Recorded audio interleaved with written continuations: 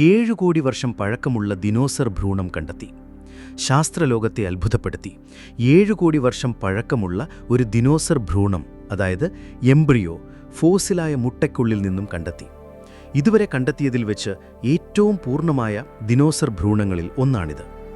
ഈ കണ്ടെത്തലിൻ്റെ ഏറ്റവും വലിയ പ്രത്യേകത, ദിനോസറുകളും ഇന്നത്തെ പക്ഷികളും തമ്മിലുള്ള ബന്ധത്തിന് ഇത് പുതിയ തെളിവുകൾ നൽകുന്നു എന്നതാണ്. മുട്ട വിരിയുന്നതിന് തൊട്ടുമുൻപ് പക്ഷിക്കുഞ്ഞുങ്ങൾ അവയുടെ തല ചിറകിനടിയിൽ വയ്ക്കുന്ന ഒരു സ്വഭാവമുണ്ട്. ഇതിനെ ടക്കിംഗ് എന്ന് പറയും.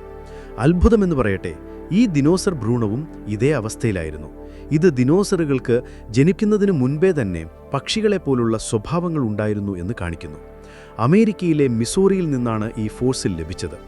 എന്തുകൊണ്ടാണ് ഈ ദിനോസർ കുഞ്ഞ് മുട്ട വിരിഞ്ഞ് പുറത്തുവരാതിരുന്നത് എന്ന കാര്യത്തിൽ ശാസ്ത്രജ്ഞർക്ക് ഇപ്പോഴും സംശയങ്ങളുണ്ട്. പ്രകൃതിപരമായ കാരണങ്ങളോ മറ്റ് അപകടങ്ങളോ ആകാം ഇതിന് പിന്നിൽ.